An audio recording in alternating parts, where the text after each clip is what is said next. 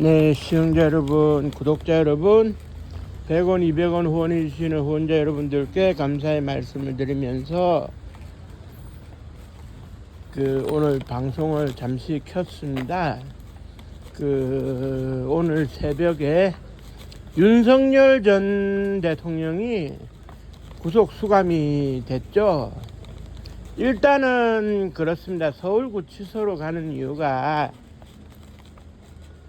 구치소하고 교도소의 차이가 어떻게 되는지를 설명을 드리면, 구치소는 구속은 되었는데 재판을 받고 있는 사람들, 즉 다시 말해가지고 징역형이 확정이 안 되거나 기타 어떤 무죄든 어쨌든 법이 형량을 정해주지 않은 상황에서 기다리는 곳이 구치소고요.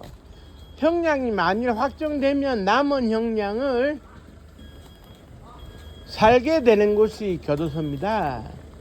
그런데 이제 우리나라는 현재 교정이라고 하는 것이 좀 뭐라 그래야 될까요? 좀 죄 지은 사람이 고생할 수 있어야 된다 하는 그런 논리, 한편으로는 인권에 관한 논리, 이게 합쳐지다가 보니까 어떻게 되느냐, 선풍기를 줍니다. 선풍기를 줘서 일정 시간을 선풍기 바람에서 더위를 피할 수 있도록 해주고요. 에어컨이 없습니다. 병사라 그래가지고 이제 입원을 하거나 병이 있는 질환자들이 들어가 있는 곳은 병사라 그러는데 거기는 에어컨이 있죠. 온도 조절을 위해서. 그러나 일반적으로는 에어컨이 없다는 것을 이렇게 말씀을 드리고요. 교도소에서는 하루 객단가 1,700원 상당으로 한 끼 객단가 1,700원 상당, 즉 다시 말해서 하루 3끼를 5,100원 상당으로 식사를 주고 있는데, 식사는 누가 주느냐 하면 만드는 사람이 외부 요리사, 공무직에 해당되는 요리사가 와서, 요리사라기보다는 조리원이 가서 조리를 해주는 경우도 있고요. 교도소에서 모범수를 선발해 가지고 조리 실력을 갖추게 한 다음 대량 조리를 하는 경우도 있습니다. 그런데 요즘 같은 경우에는 1,700원에 대해 가지고 그런 객단가를 맞추기 어려우니까 돼지고기 반찬을 주는 것 같습니다. 아니 교도소 안에서 돼지고기 반찬이 웬 말이냐 하실 분도 계시겠지만, 이게 왜 그러냐 하면 요즘 물가가 변동이 심하다 보니 야채나 과일이 고급 음식이 돼 버렸어요. 그러다 보니까 이제 돼지고기 같은 음식이 객단가를 맞추는데 오히려 유리하다 해서 이제 돼지고기를 주는 거거든요. 다만 이제 윤석열 대통령은 몸무게가 100kg가 넘어가는 사람인데 많은 양을 소화해내지는 못할 겁니다. 왜냐하면 교도소 자체는 먹는 양이 있어가지고 주는 대로 먹기 때문에 배고프면 하루 2만원 돈을 쓸 수 있는 상황에서 사식이라고 해가지고 외부 음식을 사다 먹어야 되는데, 역대 이제 대통령을 보면 전두환 노태우 대통령 같은 경우에는 교도소에 그냥 적응해버리겠다. 그래 이제 주는 대로 먹었어요. 양을 그렇게 불평불만 안 하고.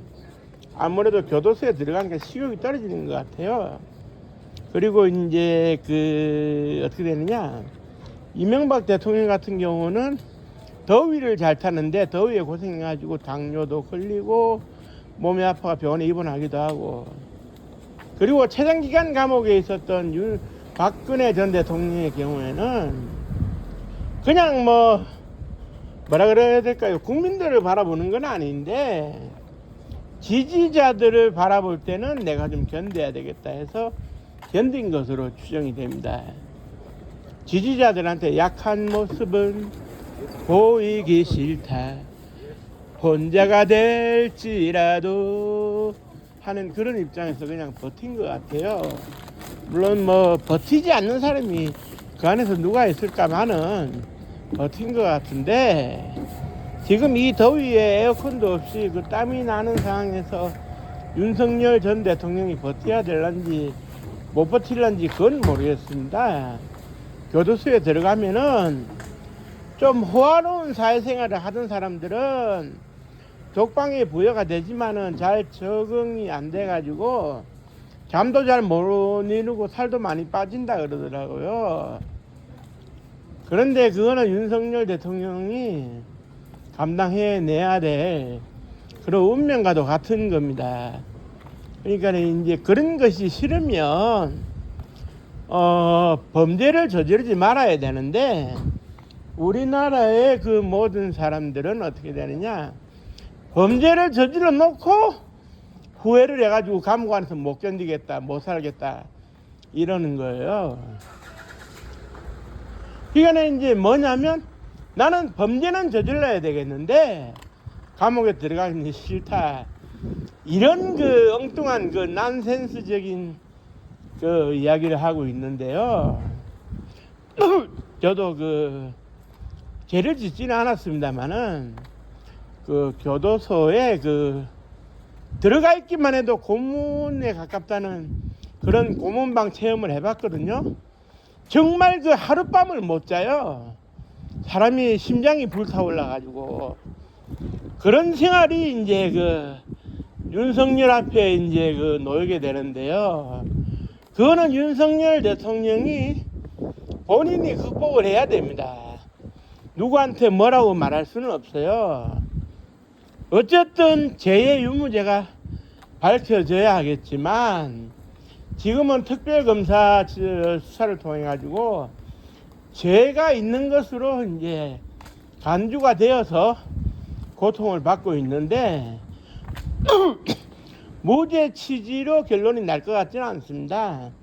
물론 모든 그 범죄자가 땅땅땅이라고 하는 판사의 망치질 이전에는 무죄 추정의 원칙이 적용이 됩니다만은, 이미 거대한 계엄과 그리고 공천 파동, 김건희 여사 파동 등이 있기 때문에 윤석열과 김건희 두 사람에게 무죄가 선고될 일은 만무한 것이고, 그렇다면은 유기징역형이 예상이 되는데, 정치적인 판단이 들어간다면 사형까지는 힘들지 않을까. 단 이 내란이라고 하는 것은 사형도 가능하도록 되어는 있는데 거기까지 가는 일은 없지 않을까 생각을 해보는데요. 어쨌든 윤석열 전 대통령의 자업자득이기 때문에 누가 뭐라 할 수도 없는 일이고 본인이 자수한 일이기 때문에 형무소 생활을 잘 해내시기를 바라고요. 그 어떤 잡음도 없이 수사와 재판에 적극 임하셔가지고 국민적 의혹을 모두 해소해 주실 수 있는 기회가 되기를 바라네요. 그래서 이제 그 국민들이 더 이상 불안해하지 않도록 해 주시길 바라고요. 윤석열 대통령이 아무쪼록 건강하게 무사하게 이제 그 무사무탈하게 수용자 생활을 해내기를 바랍니다만은 뭐 그 사람이 하는 일이니까 저는 뭐 죄를 지어본 적이 없는 사람 입장에서는 잘 모르겠네요. 아무튼 조만간에 이제 김건희 여사의 구속도 가능하리라고 보는데, 결국 자업자득 권성징악이라는 말이 맞는 거 아니겠습니까만은 우리나라가 이 기회에 사법 시스템이 올바로 돌아가기를 바라는 마음 간절하고요. 오늘 방송을 마치도록 하겠습니다. 그동안 지금까지 시청해주신 모든 분들께 감사의 말씀을 드리고요. 더운 날 열사병 조심하시고 건강이 최선입니다. 건강. 저한테 구독 한번 눌러주는 것보다 건강이 최선이니까 건강에 유념하시기 바랍니다. 또 방송 시간에 뵙겠습니다. 감사합니다. 이 더운 여름날 고생하십시오. 고맙습니다.